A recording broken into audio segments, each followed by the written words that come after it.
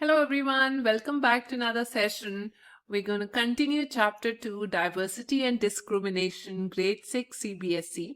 And in the last class, we started our discussion with difference and prejudice. I explained you what does prejudice stand for, what is stereotype, and we were discussing more about stereotypes. So I'll recap it for you. When I use the word stereotype, it basically means you fit a person into a particular frame and that person can't get out of the frame, which means you can't allow that person, you don't allow the person to come out of the frame because you think this person is lazy.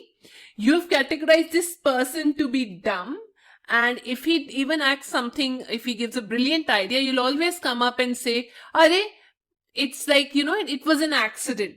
So stereotype basically means you ignore the unique characteristics of this person, you ignore the unique identity of this person, the different skills that this person has, and just say that, oh, sorry, you're just so dirty, you fit in this pattern only, you're lazy, you're dumb, you're a criminal. Even criminals can be good enough. They have a heart. So that means we are preventing this particular person who we've stereotyped to come out of that frame and do something good. If you keep nagging the same person with the same stereotypical thoughts, that means you're preventing him from doing something good. He'll be of no good to the society. Fine, guys, that is stereotype.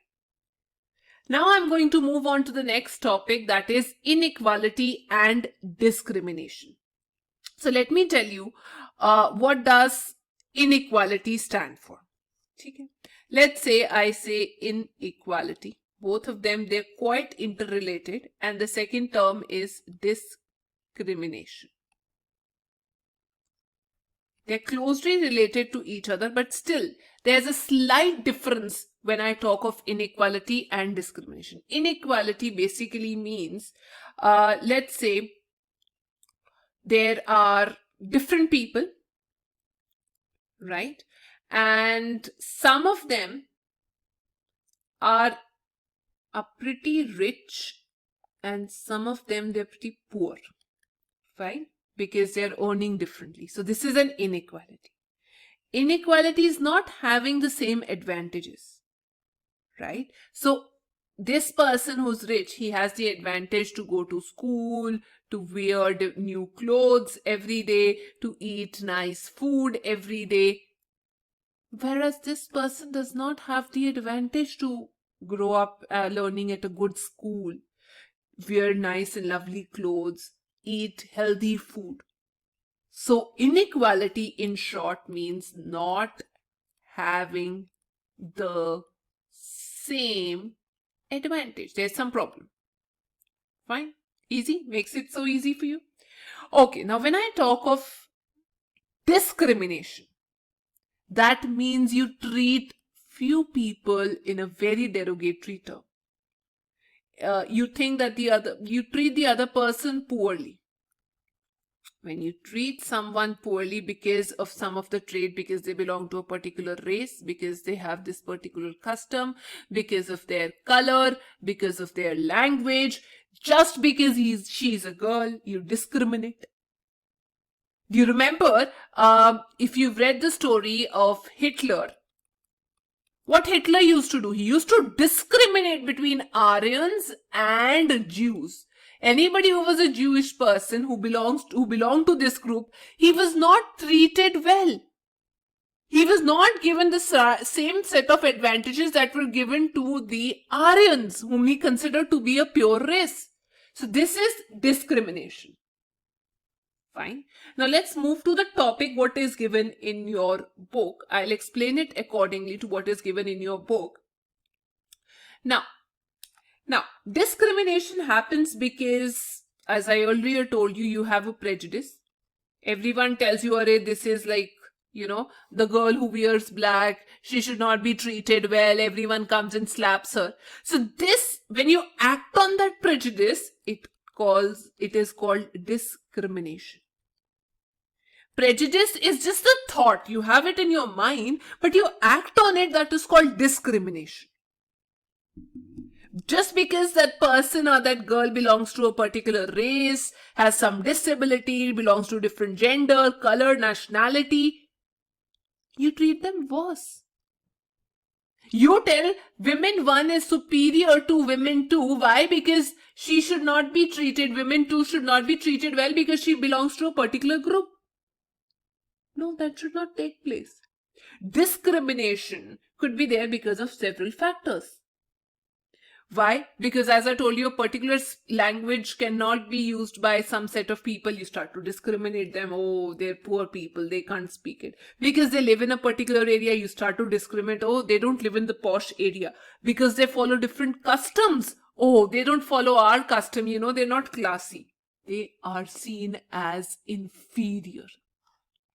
So when there is this issue of considering someone inferior, and inferior has less set of rights as compared to someone superior, that is called discrimination.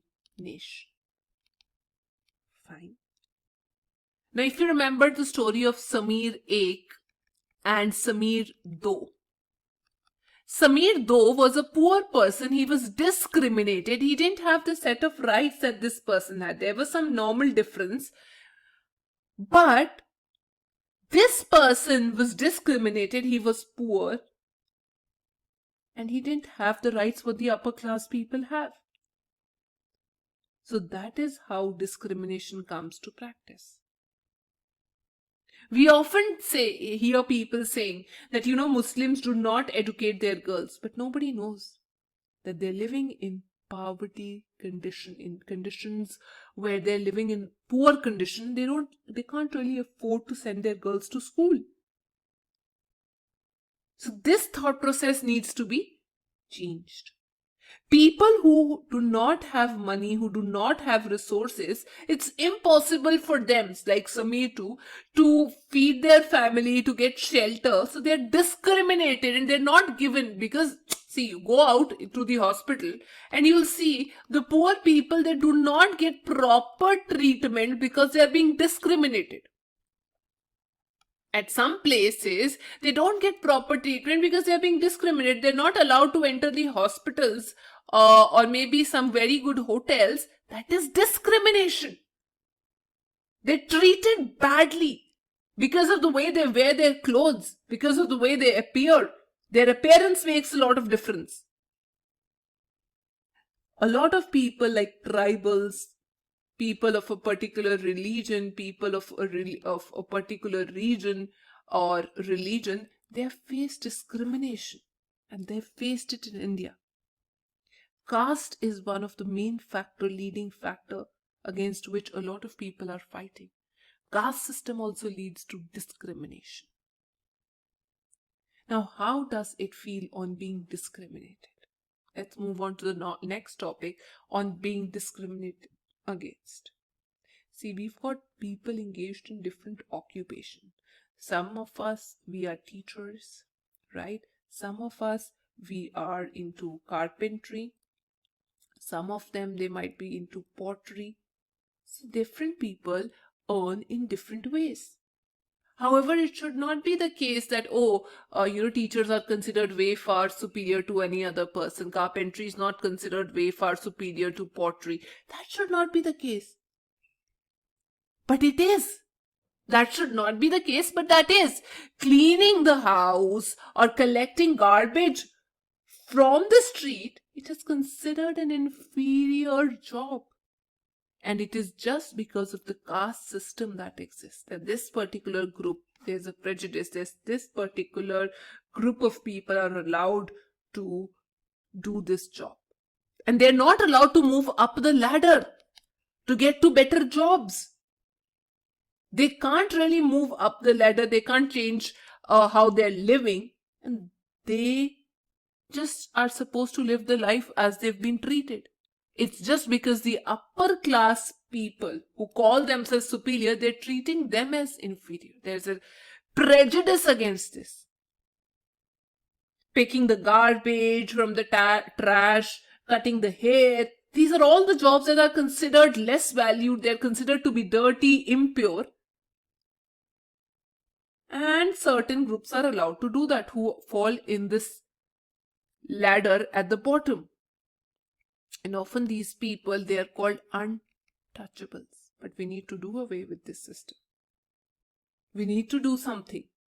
We should not allow the caste rules to linger on for so long. We need to fight against it. Just to give you an idea, way back there was a case that if there are some people living in the village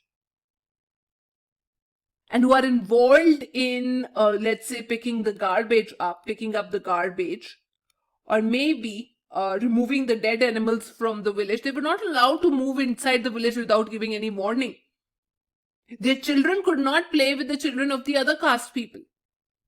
The upper class always used to call these people living on the outskirts as untouchables. Can you imagine a life like that when you're being called, discriminated on the face of it, and you're not given the same set of rights? And that is when B.R. Ambedkar, Dr. Bhim Rao Ambedkar, who himself experienced this discrimination. He's one of the greatest leaders of India. He experienced caste discrimination in 1901 when he was just 9 years of age. He experienced it. I'll tell you why and how did he experience it, but I'll explain that in the next class. So in case you guys like the session, please don't forget to like, share and subscribe. Thank you.